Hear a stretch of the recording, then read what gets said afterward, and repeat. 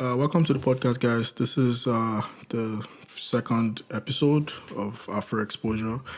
Uh, Today we have a guest, a very important guest, to be honest. Like in this scene, like the whole idea of this podcast, if I'm being honest, it's kind of coined around what he does already. He kind of like brings exposure to music, Afro music in general, the culture, not just music, everything in general. He like, he brings it to our faces on YouTube and all that stuff. He's everywhere, Twitter. He's a really important guy in the scene. But he's like more of like the whole Nigerian scene, not really coined on like Afro Canadian scene.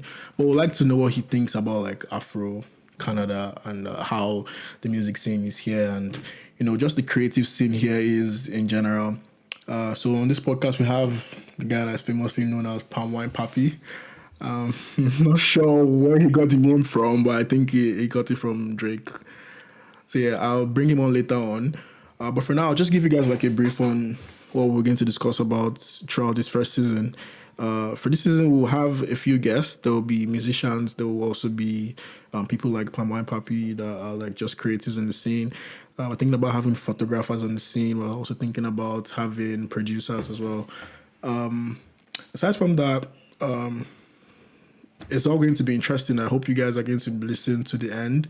We're going to have like 10 episodes. The first season would all be audio. There will not be video for now. Then later on, we'll see how it goes.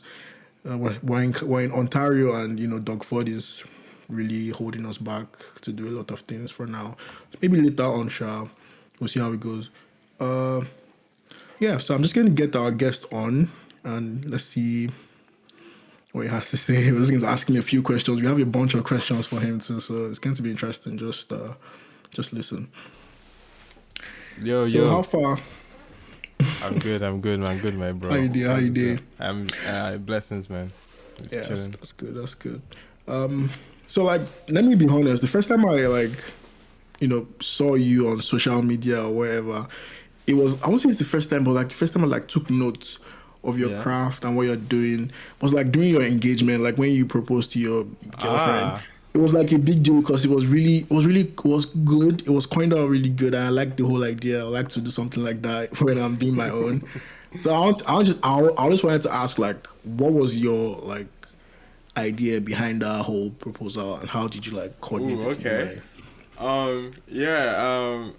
The idea behind the proposal was, the idea was essentially my girlfriend and I at the time, my fiance now, we've been together for like 6 years, and we met in the first month of uni, and so we've had a good amount of memory, and we've created moments together that I felt, because of quarantine, there was no special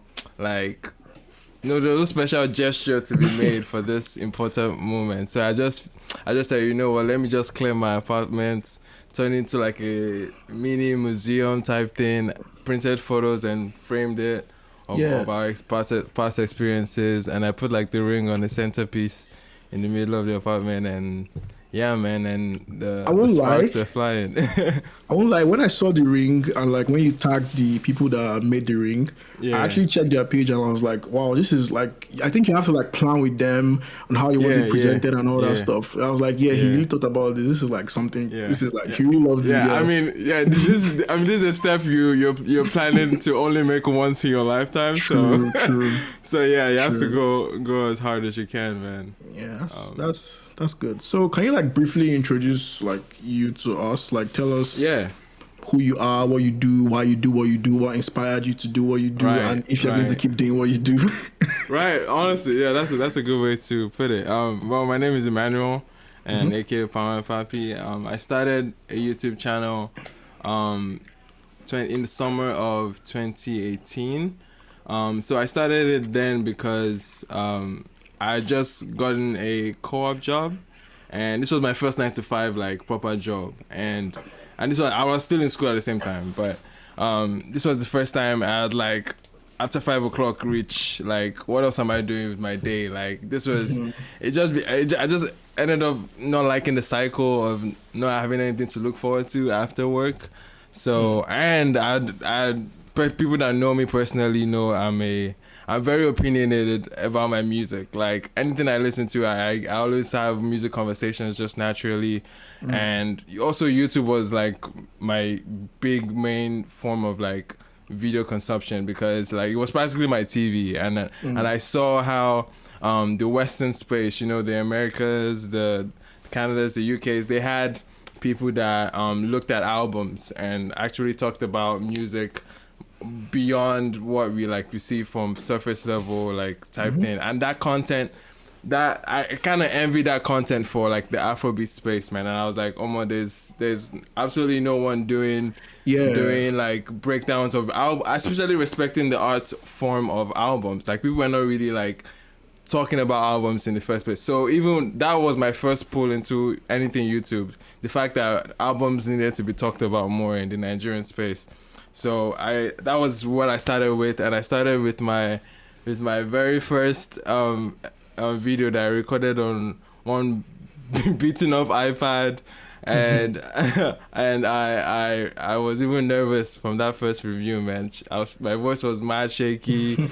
Like it was the Emmanuel Owoniyi Rendezvous album. That one was sick. That one was sick. And that was my first ever review, and since then, man, I just caught something, and I felt like, okay, yeah, this is fun to be able to like sit down and talk about music and create a community around it. And since then, I've evolved into reaction videos, because that's the nature of the YouTube space too as well. So there's a lot of reviews and their reactions as well. So yeah, man, I think that's put me into the music space now, and now I create playlists every month for what I listen to, and just to connect with my subscribers as well on different levels. So yeah, that's pretty much what I do right now in a summary, but I'm hoping to get more out of this space, man, and I'm working towards other things too. So we'll see what it is. Okay. Yeah. This journey's not over yet. Okay. Talking about you mentioned MI's Rendezvous album. Yeah, that's one of my favorite playlist, projects, actually, all time. Like I'm not even playing. Really? Like, I know all the songs that are fun. Like I'm also a music head, but like not like crazy. So I know all the songs. I like what he did in the album by like highlighting. At that point in time, we needed someone like him to highlight the Alte scene. So he kind of like solidified those guys. He like bringing all, like he just did all like 5 Alte guys. He brought them all, featured them, and he made the songs sound like them, or like he made them bring their song, and he just like featured himself and then put it on his album. Yeah. And then after that, like other guys started using those Alte guys, like Whiskey DBT and all those kind of stuff. So that's why I really like the album. Like, do you have any favorite songs on your album? My favorite song would be Playlist, like with Nosa Amadi. Like that's one song I gravitate to off of that album, or a playlist rather. It's called Playlist, but I definitely love Playlist. And which other song would be there? Like You Rappers Should Fix Up Your Life is a no. That was on. That was another project. That was no. That was actually on Young Denzel. My bad. Oh, okay. But that was around the same time, so yeah. Yeah, that was the one where he had like Tay on like 3 different tracks. Sorry? He had Tay on like 3 different tracks on that one. Yeah. That was Young Denzel. Yeah. Self-Worth. Okay. Yeah. That album too, I liked it because I was going through a phase and it helped me. So I used to be an MI like guy, but Rendezvous is your MI. Wait, Rendezvous is your favorite MI project? No. The one with Tay is my favorite MI project. I think we'll have like 6 songs. Young Denzel. Yeah. The first song, I think, was To Pimp a Butterfly or something butterfly or something. I don't know. But Emma had like a very important poem there, and it just like it gravitated to me at that point, and I just like. I used to use Apple Music then, and it was like, why is it playing every time? But I don't use Apple Music anymore, so I haven't seen the song in a while. But I really like that project. Okay, that was amazing. Yeah. So aside from like MI or who else do I talk about? Like Vector and all those other guys. Do you like listen to any other hip hop Nigerian guy aside from the ones that like aside from Olamide and like the big heads? Do you listen to like the upcoming ones? Do you have anyone that we don't know? There's a few artists. There's a few rappers that I know that like when it comes to the art form of rapping, I feel like they have that flair.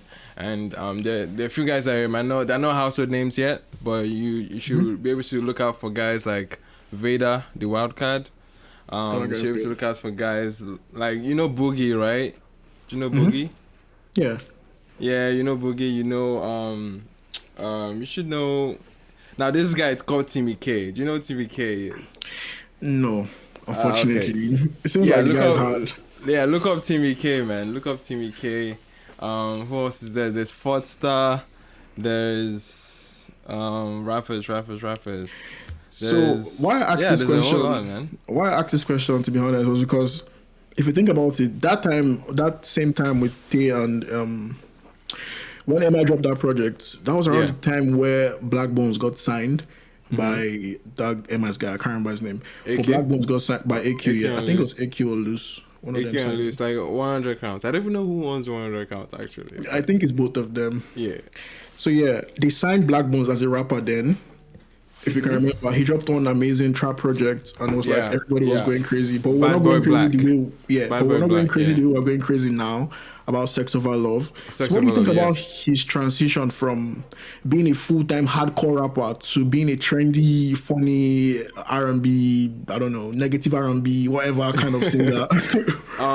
Black Bones, like his transition has been. I think it's beautiful, man. I think his transition is wholesome, and it makes sense for the nature of the industry, right? Like he came off with like a very strong hip hop background, and like many other rappers, like many other scenes, you tend to see people not want to be boxed into one sound. Right? Nobody wants to feel like I'm only known for this and I'm only known for that.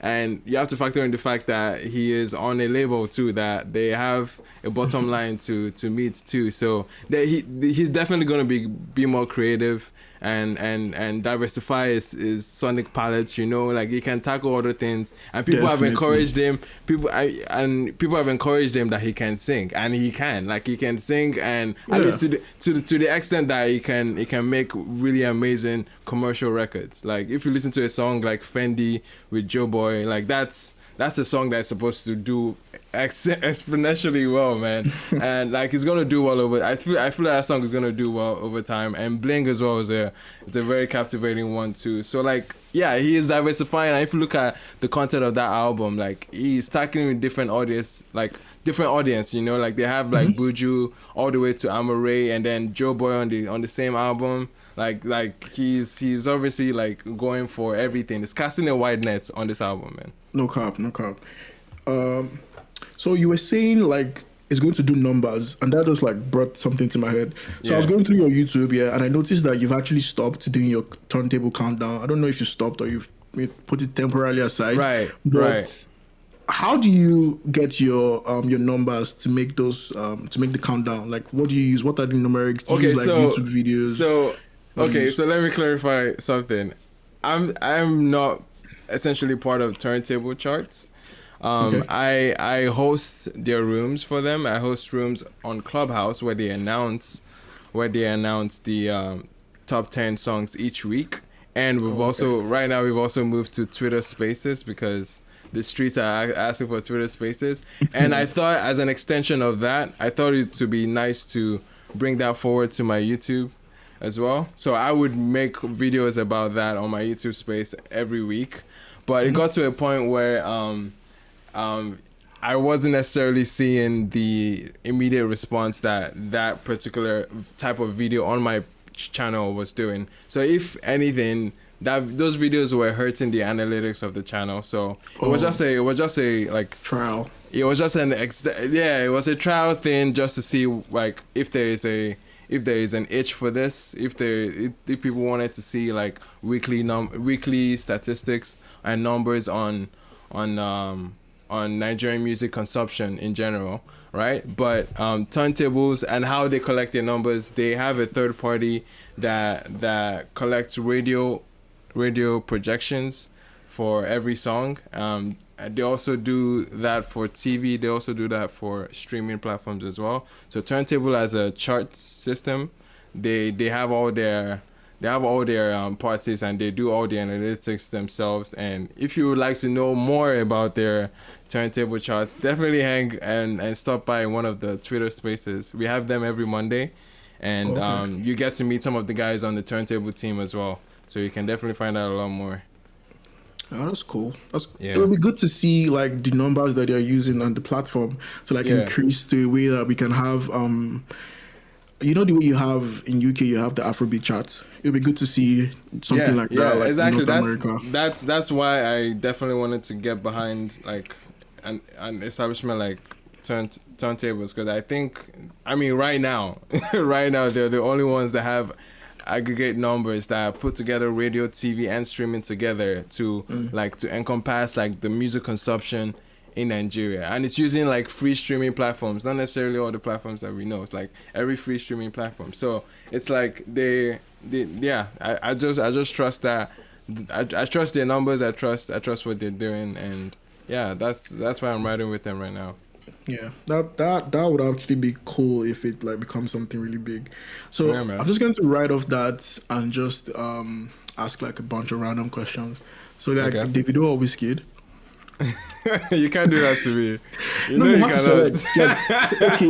Okay. Let me make. Okay, let me. Because, bro, do you know why I can't? Do you know why I can't do that to me, bro? Everybody on my channel, everybody, like I apparently hate everybody. So I've been attacked from every FC that you can think of, right? So if I come here and like make my, but the thing is, it's obvious. Like when it comes to my preference, like I don't have between Wizkid and Davido.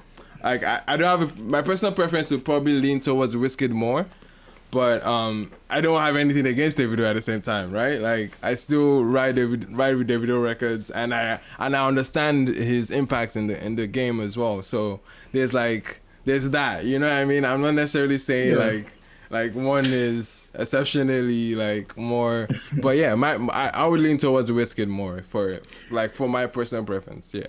If that's where you're trying to get at. No, I was even trying to make the question a bit like less like hard. Okay, yeah. I was trying to add a few other options to the pool so that it'll be easier. Okay. No, if you say Wizkid or Davido, okay, maybe in what sense? Because there's things I will give Davido more props to, though. Like. Go on now. You said there's things. Give him energy, bro. Okay, yeah, well that stands for like, something. Davido, like when I want life, when I want energy, like definitely a Davido record is where it's at for me, rather than like a recent Wiz. Like Wiz there's a different mood for Wiz right now, but Wiz has a different energy right now. Not on the level like Davido does. Oh, that actually makes sense. Yeah. It actually makes sense, to be honest, because Wiz doesn't really do anything on stage. I've been to like 2 Wiz concerts, and it's just him whining and singing slowly and having a nice time. But Davido will be shouting, "How much I get? How much I get?" Yeah. Davido likes to make up for.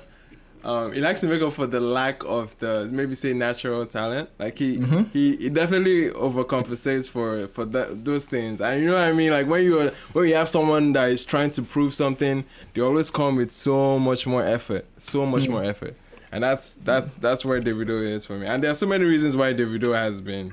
Like, boy, he's Omo Babalo. Like, people have been using that thing against him. Like, oh, you were just fed this opportunity to blow. Yeah. But he goes out of his way to show like this is me. This is my effort. This is me being so productive. And he's a very hard worker, man. Like you can't like say anything about Davido.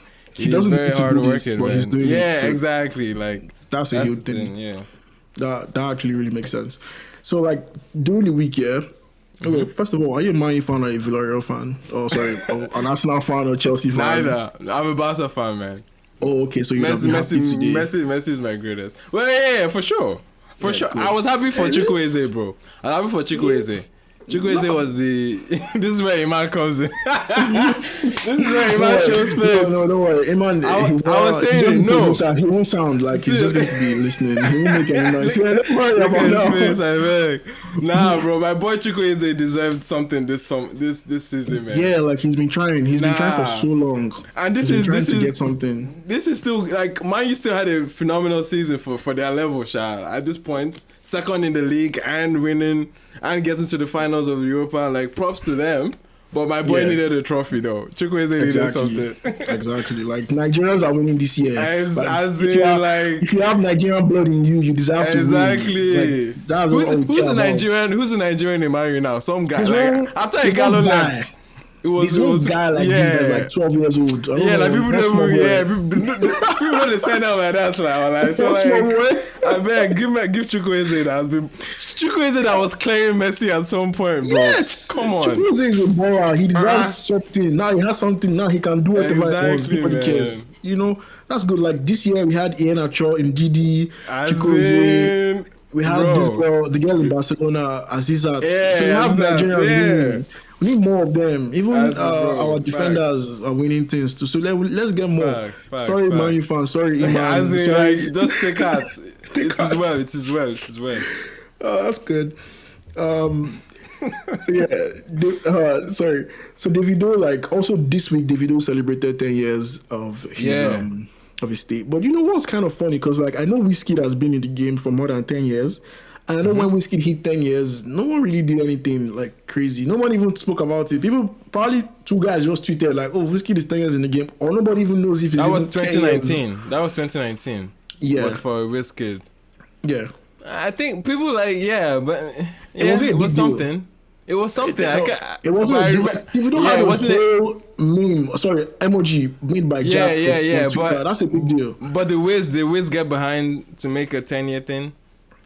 I don't know what he was. I think it was that. See, that when period it comes he to went efforts now. MIA. Yeah. But I think that was the time when 2019, we went missing. 2019 Wiz, maybe at the beginning of 2019, perhaps. But Wiz was still active in 2019. But yeah, I don't know. I don't even recall when the moment was. I'm trying to remember now. Was Wiz at 10 years? Was it like a huge deal? It wasn't. Like I remember clearly. Don't worry. Yeah, It wasn't. but even Davido's like, would you say like a lot of the industry folks? That's one thing I saw. Industry folks apparently were not coming out to celebrate him, but fans were, right? Kind of, yeah. Well, So that's what he has, to be honest. yeah. Like he has his fans, but it doesn't necessarily have the endorsement of everyone in the industry. I don't know why. I think it's money, but anyways. So I was speaking to someone like I don't know. I think a few weeks ago. I can't remember. And it's basically, would you classify or categorize Burna Boy as top 2 right now, coming from Africa? Bro. Or number 1? What would you classify him as? Like, is he? I don't want to say top 3 because obviously he's top 3. Bro, it's But would you not classify a him as top question. 2? It's not a question right now. Burna Boy is number 1 right now. He's the biggest export out of the country right now. Okay. How about the continent? Yeah. Well, to a large extent, yes. Yeah. So like if not you to had the sound decision- not to sound Nigerian. No. If you had the like decision, like somebody, like let's say, because Burna Boy is on tour now, he's going to perform Yeah, like next yeah. month, too, and he has a few other cities.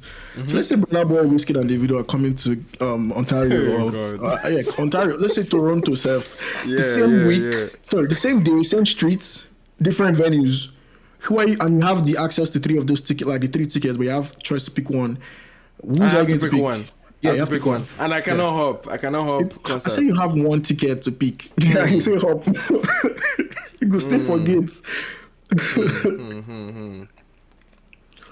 Right now, who can give me more hits, like more bangers?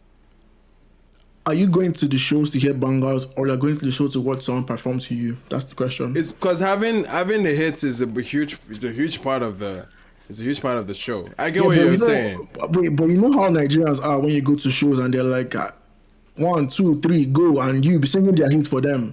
Is that what you want? Yeah, but to be honest, because I've seen Burna live, I've seen Wiz live, I haven't seen Davido live.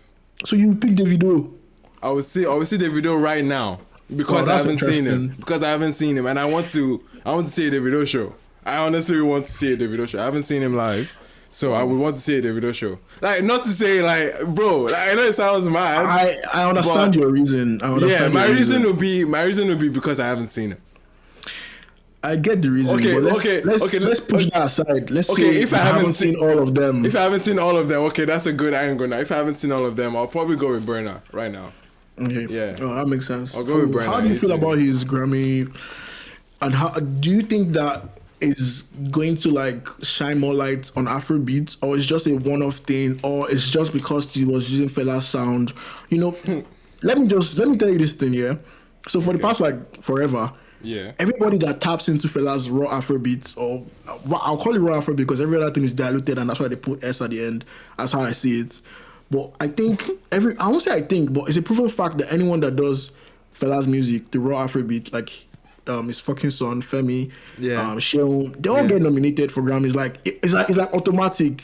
It's like you making I don't know, classical music, so they just nominate you like bang. And then Burna does it once, he gets nominated. That's with the African Giant. And then he does it better, but like he now refines it in his own way. He has their attention. He now makes it better and better. And then the person that should win it, or like all this competes, she literally just gave him like a layup. She didn't like drop an album. She didn't do anything. Like no, she didn't even drop anything like the next year. Yeah. She just like let him win. To be honest, so do you feel like it's going to happen again, or do you think like it's a one-off thing? Can I push back on some things you said? Oh, wow. You said anytime we said Burna Boy made raw Afrobeats. No, I'm not saying like completely raw because he tapped it from the soil. If you look at African Giants, like there's like 5 songs that are direct samples from Fela, which is good, which is very good. But they are direct samples from Fela. A lot of people do Fela samples every day, everywhere. Even Whiskey does it. But like that album itself, if you love Fela's music, you will love that album type thing. Okay. That's what I'm saying. So how the Grammys have been, especially that category, the world category. Before it was called world category, right? The world album. Yeah. Best world album. That category had to evolve, and it took some years. It took some level of like, I'll say advocating from a Nigerian, from a African perspective towards that particular category. That category has a reputation for tapping into the indigenous sounds of other parts of the world, right? We need to remember that the Grammys is all based on the music consumption within America because it's an American award, right? So they are only recognizing sounds that are indigenous, and part of the requirements is that you must have some level of live instruments, some percentage of having live instruments on it. So everything was kind of like, it was constraining because you had to be making indigenous sounds, and every other part of the world that was nominated, they were making indigenous versions of their, like you can see something from Australia that was indigenous to Australia. You see something from Mali, basically, or India even, they were all indigenous, right? They were indigenous sounds that were being poured out there. Burna broke a glass ceiling because Burna, with African Giants, he came in there and he was an outlier out of the pack. He had a pop album. He had a very like contemporary Nigerian music album. It's not indigenous. It has elements of it for sure, like it does, but it's a modern day Nigerian music album. Like that's a Nigerian pop album, right? And then the fact that everyone else was indigenous just kept that, okay, it made sense that somebody that was indigenous would win because right? Then there was a change, there was a switch, there was a light bulb moment for that category. They changed the name to Global Music Album. And if you go to the Grammy website, I did a video initially when Burna got nominated for Twice as Tall. We're getting educated today. I mean, like, I'm just based off of what I've looked into, right? This is why it's a good decision to have you as like the first episode, because I know that like you have a bunch of knowledge and you like educate us like on everything music Afro-wise. Appreciate it. Keep going. So on that Twice as Tall video, I was making a prediction. It was a prediction video to like assess Burna's competition to see can he actually win it. So I pulled up, I listened to all the albums that were nominated, and I did a video on it, and I even looked at the track records of all these artists. Antibalas, I forget the name of the lady from India, but she's British. But anyway, I looked at all their albums, and I saw that these people had a stronger foot at the door than Burna did, right? Some of them had been nominated up to 4 to 7 times, So they were already familiar with the academy because the academy is the one that will be voting for the winner. Sure. So there was a level of familiarity that Burna didn't have compared to all these other guys. And frankly, it's his only second nomination. So I was already thinking, yeah, his chances are very slim here because these are heavy punchers too that are on the same category. And then I put that video out, and somebody left a comment that said, "Have I read the name change article?" Because they wrote an article that said the category is going to be called Global Music Album now, no more World Album. And in that article, the person said they referenced Burna Boy as a point of contention to say that we are expanding this category beyond what we've been saying it as indigenous or as traditional sounds in these spaces, because we don't recognize the pop, the contemporary sides of these other spaces. So Burna Boy was like, it was almost as if they were like edging this category to fit Burna. Do you know what I mean? They were trying. They brought Bankuli on as a point of reference. Bankuli was the one that was talking and giving more point of reference for that article. And then basically they were shedding light on the fact that they are opening or they are changing the direction of that category. So it meant that it's not going to be like how you described it before. Like everyone like everyone that is traditional, like say Sean Kuti or Fem Kuti drop an album, like it's almost like automatic that they're there, right? Like right? Year. So they're saying in this article, they were saying they're expanding beyond that. And it just, to my head, it just started triggering almost. They are molding this category. They are molding this category to make Burna fit in it. Do you know what I mean? So and it just led me off to think that it was going to win it in that album. So I said it in a couple spaces on Clubhouse that I actually predicted was going to win. After seeing that article, that article definitely changed my mind. I was like, yep, he's winning it. They're not going to go through all this branding of this category to make it seem all for nothing. Like he was going to win it, and he did. Are you saying? Wait, sorry for cutting you short, but are you saying that going forward we'll be getting Wiz can be in conversation now? No, do you think Wiz can win this next one? Can he win it? We'll have to see who is up in games. We see how to what I can't say he would definitely win it, but I can definitely see at least a nomination. At least a nomination. He's getting picked up. Oh, okay, a nomination. I can predict a nomination for Wiz's Made in Lagos easily.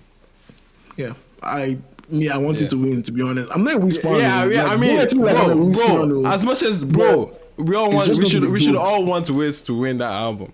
Album award, right? So many things. Yeah, Burna broke a glass ceiling that said other people can come after him and do the same thing in the category. So true.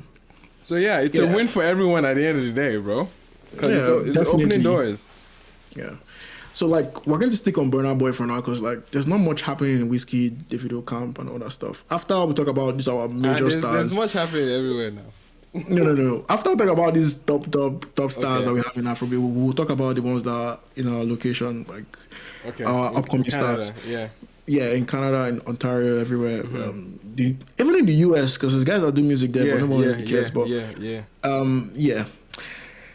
So, speaking of Burna Boy and his camp, what do you think conspired between him and Buju? And do you think, like, because I know that he had like a trial. Why? The information I got from my unreliable source, which is Twitter, which is so unreliable, everybody's just talking trash. Was that he was because I know Buju had like a deal with Burna during that Lenu track, the remix and stuff. But what I heard on Twitter was that it was a trial contract, like a 1 year thing. It was a 1 year thing, and if Buju was able to like do some things, they'll extend it or whatever. And for some reason, Buju did not reach the requirements, and then they were like, okay, bye. Okay, that's what I heard. Obviously, it can't be the same. It's Twitter, it's vibes. But like, if you think about it, Buju did not release. He released one track on that Spaceship Collective, which was the she then So lonely. So lonely. Yeah, so lonely. Sorry, lovely or something. I don't know. It's lonely. That song, Sha. Yeah, that song is cool. But that was like the only song was able to release. And why is it that? And Leonard remix. And why is it that immediately after he leaves, it's on everyone's track? It's like they've been holding back. Like I know that the Black Bones track has been held back like a lot. And I know that I'm sure it was held back. It's obvious it was held back, by the way. But yeah, we'll talk about that some other time. But why is it that immediately he leaves, he drops his number? He's like everywhere now. He drops all these tracks. He's like, he has 3 songs on the top 5 of Nigerian, like whatever. And he's like, yeah, he's there. He's doing all these things. Just immediately after he leaves, like a record deal that everyone was hyped about when he got signed and stuff.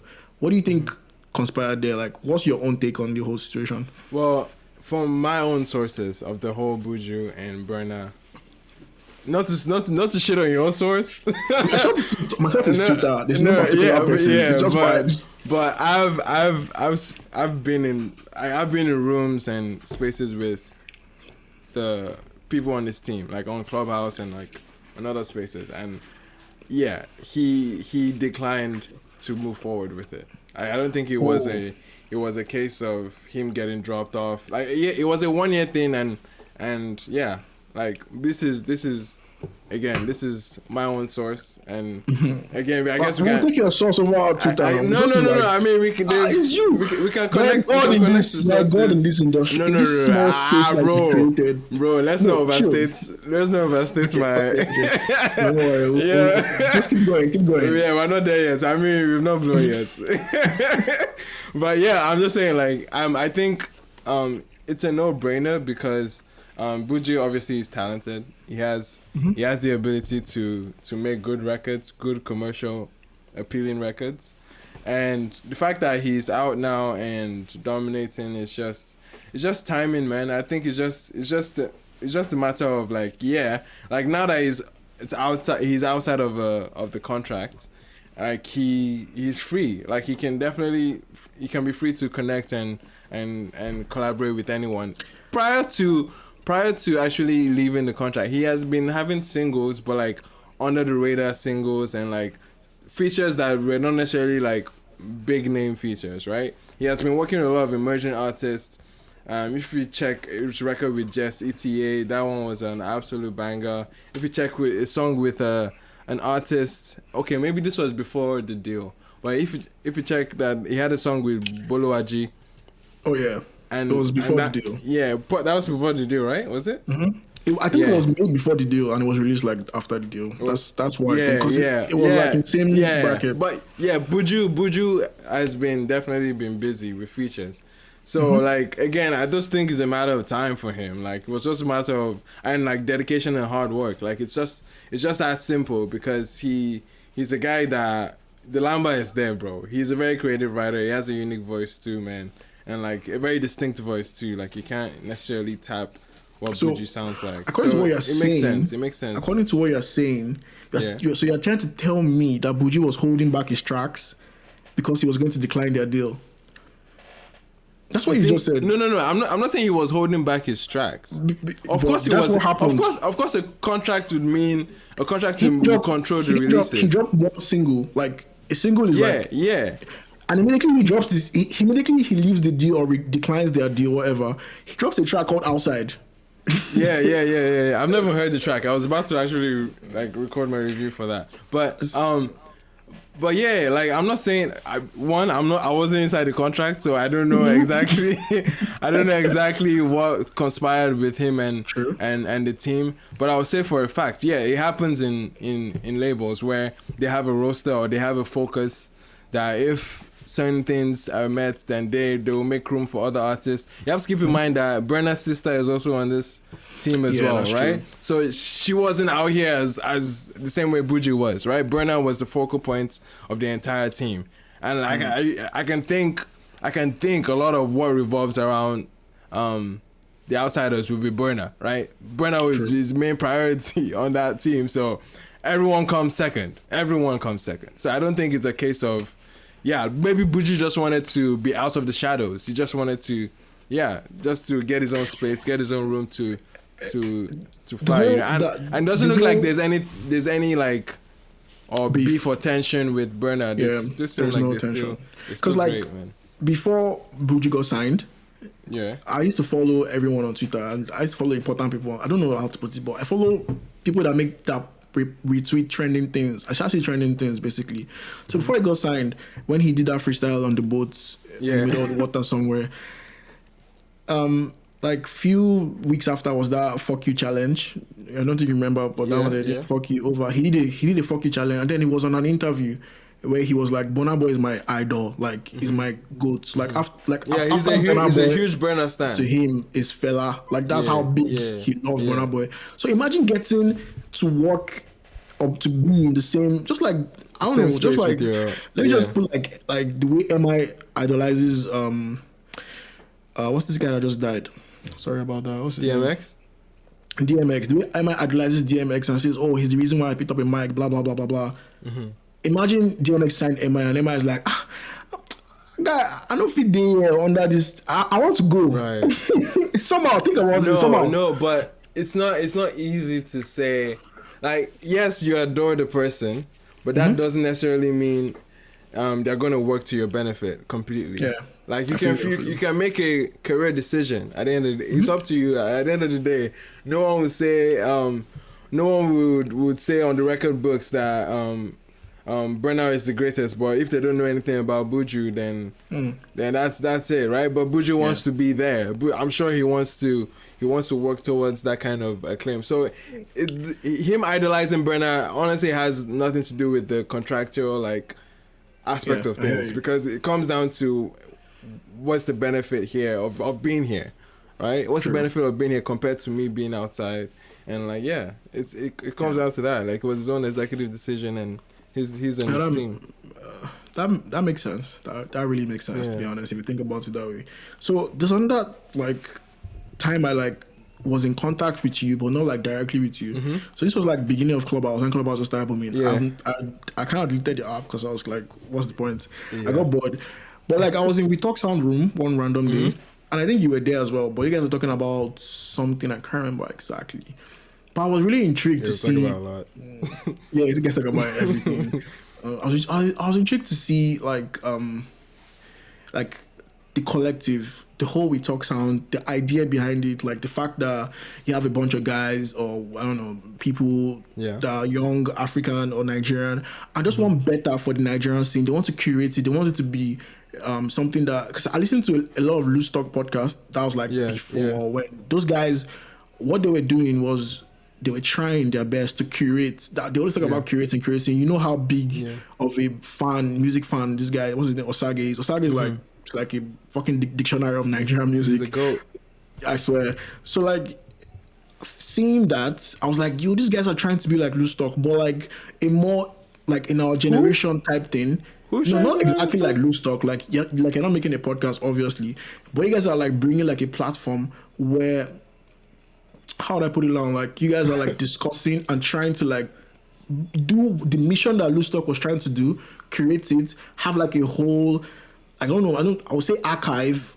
Like I don't know how to put it, but just to make it make sense. Because like now, if I want to like scroll back to 2002 to figure out who was like the number one track in May, I have no idea how to do that as a Nigerian guy. There's no evidence anywhere. But for the US, you can just go online and just scroll down, just type Billboard.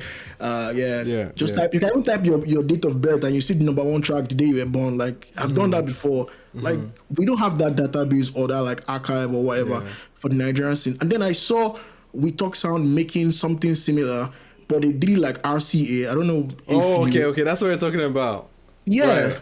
Okay, and RCN. RCN, yeah. That's like something that's really good. I want to know how you guys, like, what was the idea behind it, and if you guys plan on continuing it. And wait. So you've attached me to two teams that no. Like, trust me, I ride hard for these guys. I'm a huge fan of what they do. I love what they're contributing. Like that's why you would definitely see me associated with them, right? But yeah, I'm not one of the team members. But I guess the objective behind RCN would be to certify music, to understand, to accredit the level of, at least to award the level of music consumption within Nigeria, and to have, like you said, a form of way of curating and archiving Nigerian music. So they're doing a return table and We Talk Sound. Do you think like it's a good thing? Do you think it will go far? Bro, And do you think like the artist will recognize it? Because I only saw Simi like him because I don't know, she won one RCA gold stuff for like her do the care. Yeah. Aside from that, like I don't think any other person like was intrigued or even reposted it or retweeted or even liked it. They were just like, oh, okay, vibes. Bro, this is someone else's endeavor, not mine. So I can't really speak on it, man. Like I can't really like say that's fine. what's supposed to work or what hasn't worked or what do I think about it. But I can definitely get behind the endeavor. The initiative is important, and I would ride hard for it. Definitely. Thanks for listening to the first part of episode 1. I and Iman, we spoke longer, so you have like more to listen to, more to learn from Iman in the next part of this same episode. The next part will be coming during the week, so you can just stay tuned and listen. See you in the next part.